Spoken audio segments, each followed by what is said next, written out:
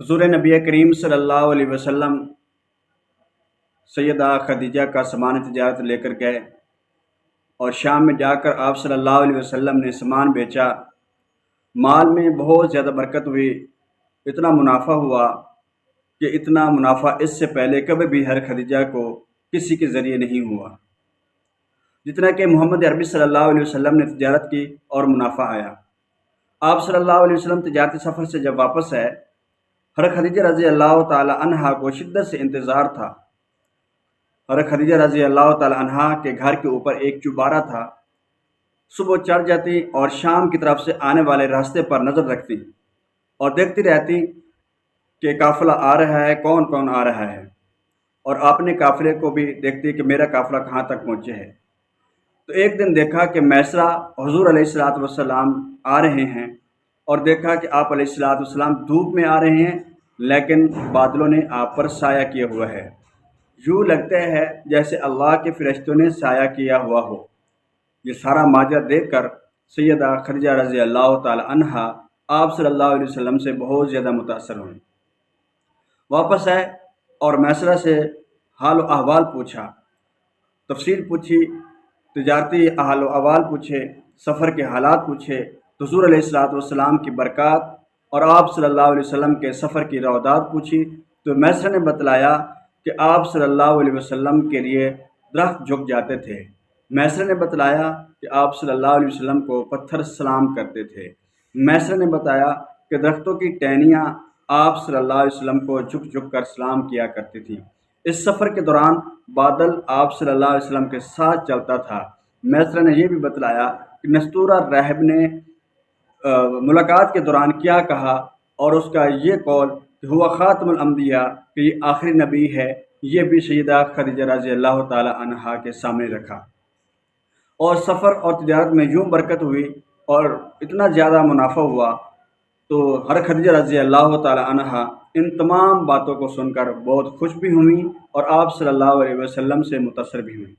عرب کی سرمایہ دار اور مالدار خاتون، جس کو سینکڑوں لوگ پہلے پیغام نکاح دے چکے تھے اور وہ سارے پیغامات کو ٹھکرا چکی تھی، انکار کر چکی تھی، حضور علیہ الصلوۃ والسلام کی دیانت کو دیکھ کر، حضور صلی اللہ علیہ وسلم کی صداقت، امانت، شرافت اور حیا کو دیکھ کر اس نے یہ فیصلہ کر لیا کہ اگر اب میں نے شادی کرنی ہے تو وہ محمد عربی صلی اللہ علیہ وسلم کے ساتھ ہی کرنی ہے۔ چنانچہ سیدہ خدیجہ رضی اللہ تعالی عنہا کی ایک سہیلی تھی جس کا نام نفیسہ تھا۔ اس نفیسہ سے کہا کہ تم حضور علیہ الصلوۃ والسلام سے جا کر بات کرو اور میرے نکاح کا پیغام دے دو۔ خود پیغام نکاح بھجوایا سیدہ خدیجہ رضی اللہ تعالی عنہا نے سیدہ نفیسہ کے ذریعے، اپنی سہیلی کے ذریعے۔ ایک روایت کے مطابق یہ ہے کہ والد خویلد زندہ نہیں تھا۔ حضور علیہ الصلوۃ والسلام کو پیغام بھجوایا۔ جب حضور علیہ الصلوۃ والسلام نے اپنے چچاؤں سے مشورہ کیا تو مشورے میں یہ طے پایا کہ اگر آپ صلی اللہ علیہ وسلم کو اطمینان ہے تو ہم آپ کی اسی جگہ شادی کر دیتے ہیں۔ شادی کی تقریب ہوئی۔ آپ صلی اللہ علیہ وسلم کے چچا حضرت حمزہ اس نکاح میں شریک ہوئے اور آپ صلی اللہ علیہ وسلم کے دوسرے چچا بھی اس میں شریک تھے۔ خطبہ نکاح حضور علیہ الصلوۃ والسلام کے چچا ابو طالب نے پڑھایا۔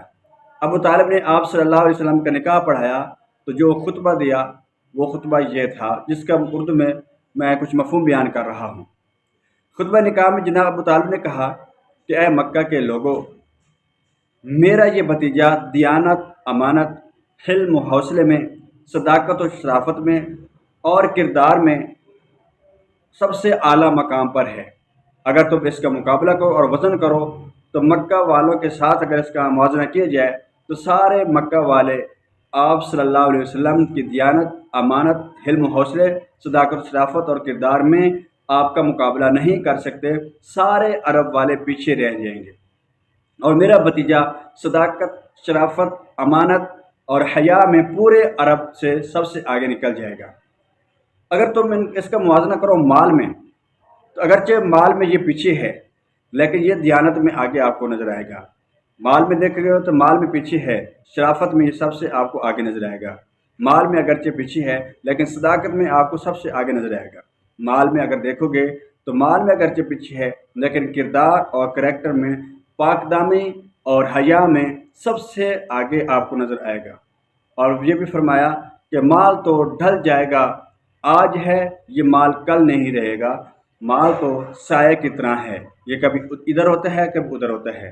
اس لیے فرمایا کہ مال کی کوئی حیثیت نہیں، مال ایسے ہے جیسے ڈھلنے والا ایک سایہ ہوتا ہے کہ جو کچھ دیر کے بعد ڈھل جاتا ہے، ایسے بھی مال ڈھلتا ہے، آج اس کے پاس ہے کل اس کے پاس ہے، پرسوں تیرے پاس ہے اور کل اس کے آگے کسی اور کے پاس ہوگا۔ دولت، دنیا، جوانی، یہ سب ڈلتے چھاؤں ہیں۔ بیٹا کبھی جوان نہیں رہا کرتا، کوئی ہمیشہ دولت مند نہیں رہا کرتا، اور کسی کے پاس ہمیشہ دنیا نہیں رہتی۔ تو اصل چیز انسان کا کردار ہے۔ فرمایا میرا بھتیجا کردار میں سب سے آگے ہے۔ تو جناب ابو طالب نے آپ صلی اللہ علیہ وسلم کا نکاح پڑھایا اور یہ خطبہ کیا، اور نکاح میں اللہ کے نبی صلی اللہ علیہ وسلم کی دیانت اور امانت کی بات کی اور اس پر خطبے کو ختم کیا۔ حضور علیہ السلام نے 70 اونٹنیاں حق مہر میں دی۔ سیدہ خدیجہ رضی اللہ تعالی عنہا کے نکاح میں آپ علیہ السلام نے 70 اونٹنیاں مہر مقرر کیں، اور باقی ازواج مطہرات سے جو آپ صلی اللہ علیہ وسلم کا نکاح ہوا ان میں ایک سیدہ ام حبیبہ رضی اللہ تعالی عنہا، ان کا مہر ہے 400 مسکال، 20 مسکال 7.5 تولے سونا بنتا ہے۔ تو اس طرح اللہ کے نبی صلی اللہ علیہ وسلم کی امانت، دیانت، شرافت و صداقت کو دے کر، آپ صلی اللہ علیہ وسلم کی پاک دامنی اور حیا کو دے کر، عرب کی سب سے مالدار عورت، سب سے بڑی تاجر عورت آپ علیہ السلام کو پیغام نکاح دینے پر مجبور ہو گئیں، اور ایک غریب بچے سے جو دوسروں کا مال مزدوری پہ دے کر بیچ رہا ہے، تجارت کر رہا ہے، مزدوریاں کر رہا ہے، آپ کی صداقت و شرافت کو دے کر ایک عرب کی عورت اتنی متاثر ہوئی، مالدار اور تاجر عورت، کہ آپ علیہ السلام سے اس نے نکاح کر لیا۔ یہ میرے آقا مدنی حضرت محمد رسول اللہ صلی اللہ علیہ وسلم کی شرافت تھی، دیانت تھی، حیا تھا، پاک دامنی تھی، کہ جس نے عرب کے پورے علاقے کو متاثر کر رکھا تھا۔